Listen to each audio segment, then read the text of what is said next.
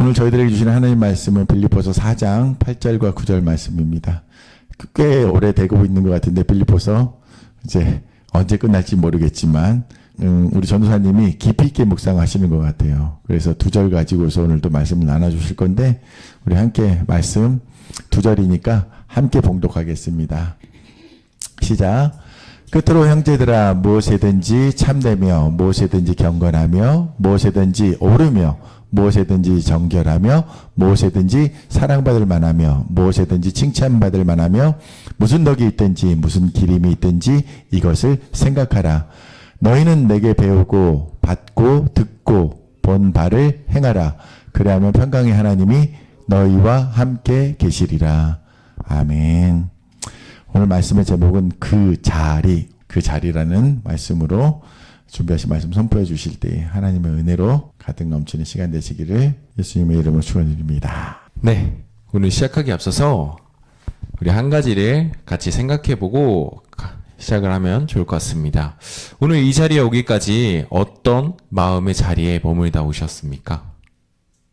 여러분이 분주한 마음 또는 어디에 조급한 마음일 수도 있습니다. 어떤 자리의 마음의 그 자리 가운데 머물다 오셨는지 한번 계속해서 생각해보는 그런 시간이길 소망합니다. 여러분 앞에 보이는 것처럼 사람은 누구나 자신만의 그 자리가 있습니다.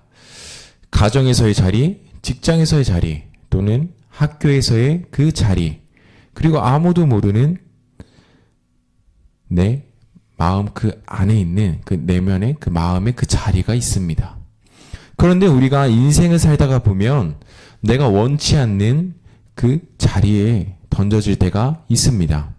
실패의 자리, 비난의 자리, 혹은 나 스스로가 너무나 초라해 보여서 숨고만 싶은 절망의 자리 가운데 앉을 때가 있습니다.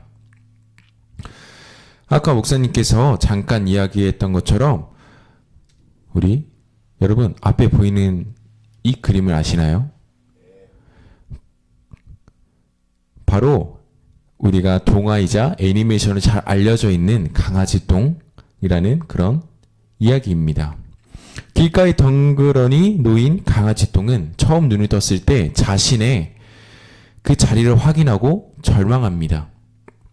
지나가는 참새는 에고 더러워 하고 비웃고 도망가고 소달구지 아저씨는 에이 재수없게 웬 똥이야 하면서 피해갑니다.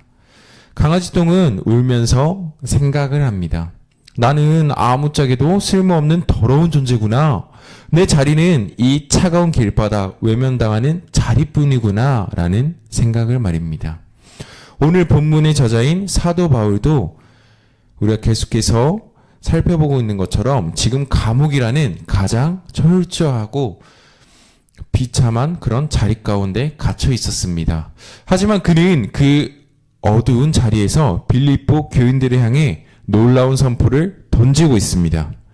우리가 서 있어야 할 진짜 자리가 어디인지, 그리고 그 자리를 어떻게 지켜낼 수 있는지를 말하고 있는 것입니다.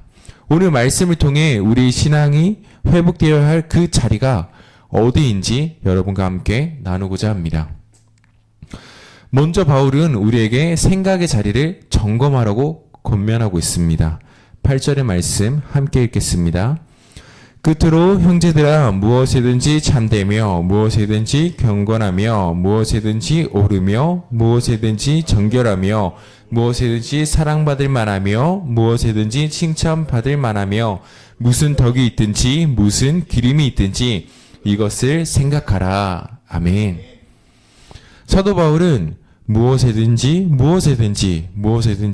이렇게 이야기하고 있는 것을 우리가 살펴볼 수 있습니다.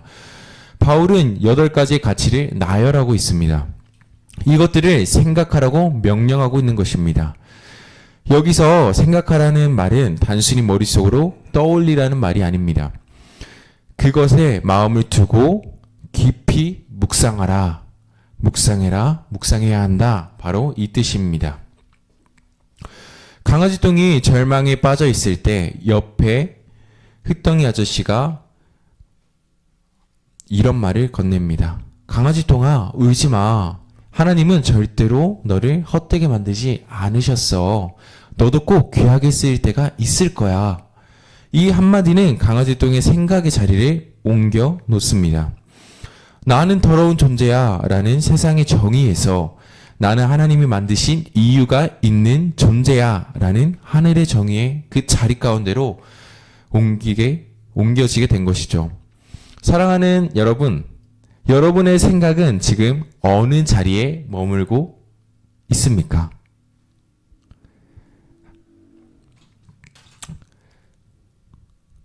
어떤 마음, 어떤 자리, 어떤 생각의 자리, 이것을 계속해서 우리 생각하면서 따라와 주시면 좋겠습니다.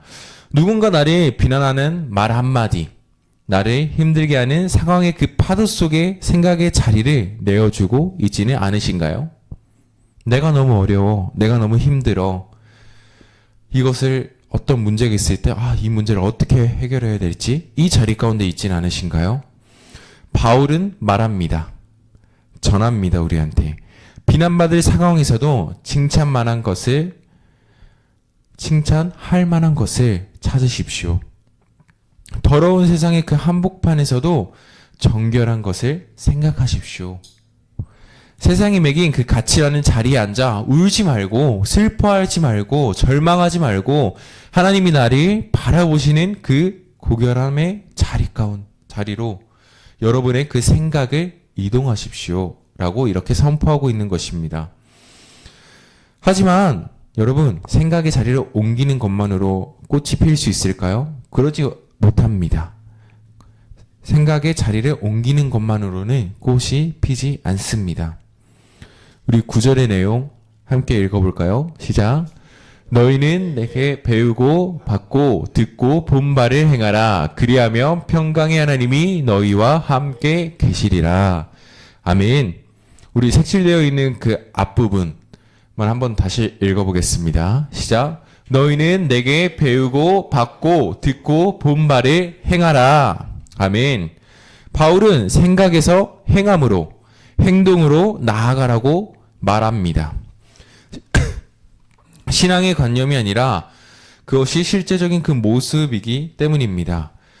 겨울이 지나고 봄이 왔을 때 강아지 똥 앞에 작은 민들레가 싹이 돋습니다. 민들레가 말합니다. 강아지 똥아, 내가 거름이 되어줘야 나는 예쁜 꽃을 피울 수 있어. 그러니 내가 꽃을 피울 수 있게 도와주지 않겠니? 라고 이렇게 이야기합니다. 이때 강아지 똥은 결단하게 됩니다. 그래? 내가 거름이 되어 민들레 너가 꽃을 피울 수 있게 도와줄게.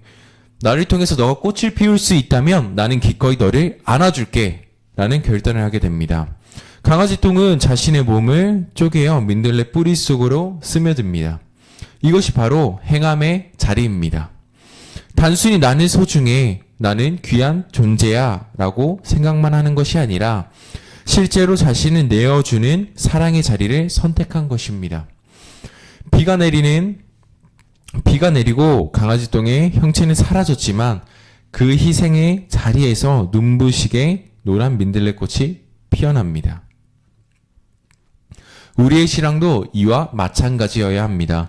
주일 설교를 듣고 참 좋은 말씀이었다 라고 생각하는 그 자리에 머물러 있다면 우리의 인생의 민들레꽃은 피지 않을 것입니다.